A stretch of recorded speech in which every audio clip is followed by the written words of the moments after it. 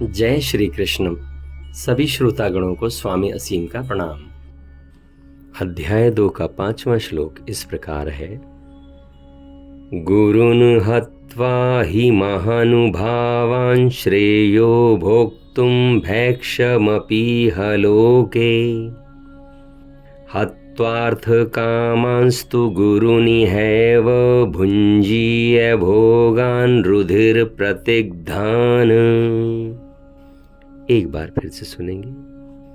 गुरुन् हत्वा हि महानुभावान् श्रेयो भोक्तुं भैक्षमपीह लोके हत्वार्थकामांस्तु गुरुनिहैव भुञ्जीय भोगान् रुधिर्प्रतिग्धान्। अर्थात अर्जुन यहाँ कहते हैं कि महानुभाव गुरुओं को न मारकर यदि इस लोक में भीख मांगकर खाना पड़े तो यह भी मेरे लिए बहुत अच्छा है। धर्म आदि का उपदेश करने वाले गुरुओं को मारकर तो मुझे इस लोक में रक्त से सने हुए विषयों का ही तो मुझे यहाँ पर उपभोग करना पड़ेगा। इस श्लोक के भाव को थोड़ा समझने का प्रयत्न करते हैं। पूर्व के श्लोकों में अर्जुन उत्तेजित होकर भगवान से अपना कुछ निर्णय कह रहे थे। इस श्लोक को पढ़ने से ऐसा महसूस होता है कि अब अर्जुन की हेकड़ी थोड़ी सी कम हो गई है।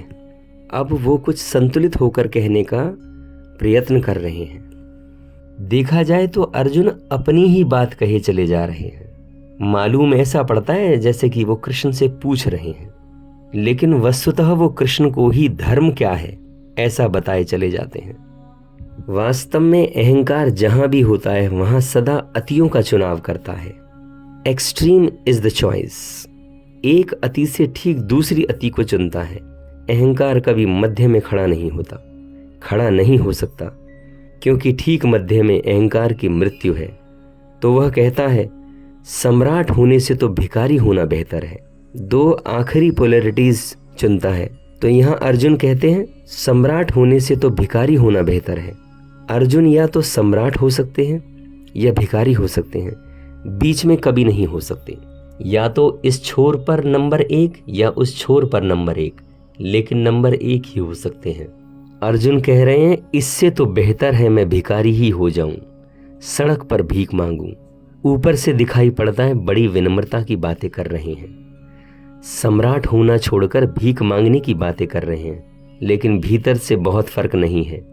भीतर बात वही है। भीतर बात अति पर होने की बात अहंकार की इच्छा है।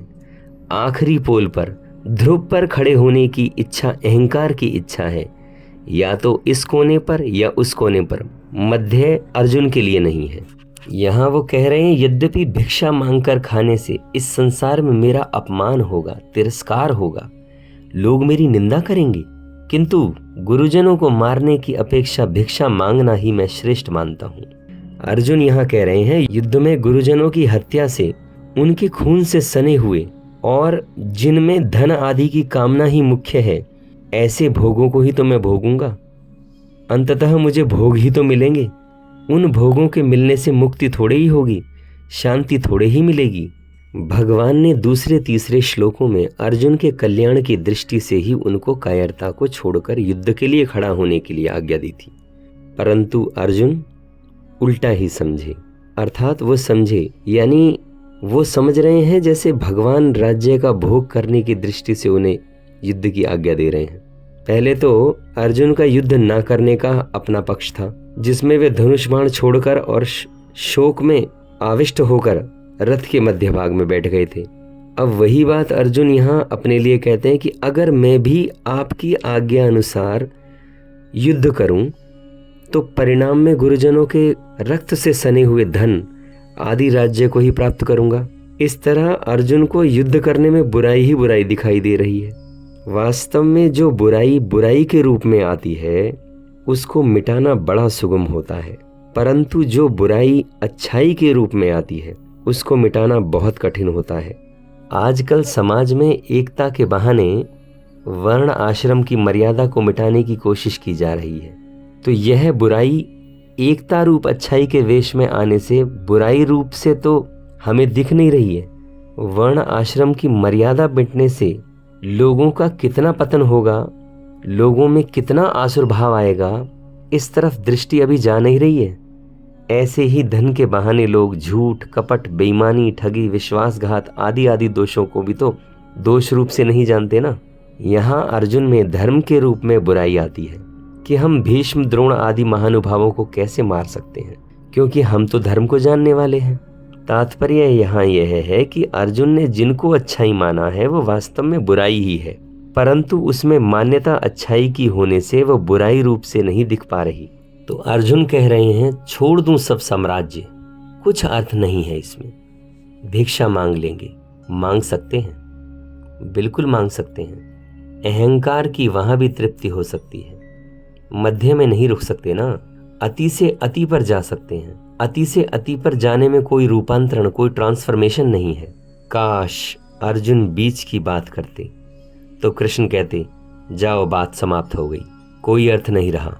लेकिन वह बीच की बात नहीं कर रहे हैं, वह एक अति से दूसरी अति की बात कर रहे हैं, क्योंकि दूसरी अति पर अहंकार फिर अपने को भर लेता है। इस श्लोक में इतना ही, फिर मिलते हैं अगले श्लोक में। मैं स्वामी असीम आप सभी को प्रणाम करता हूं, मेरा प्रणाम स्वीकार करें। धन्यवाद।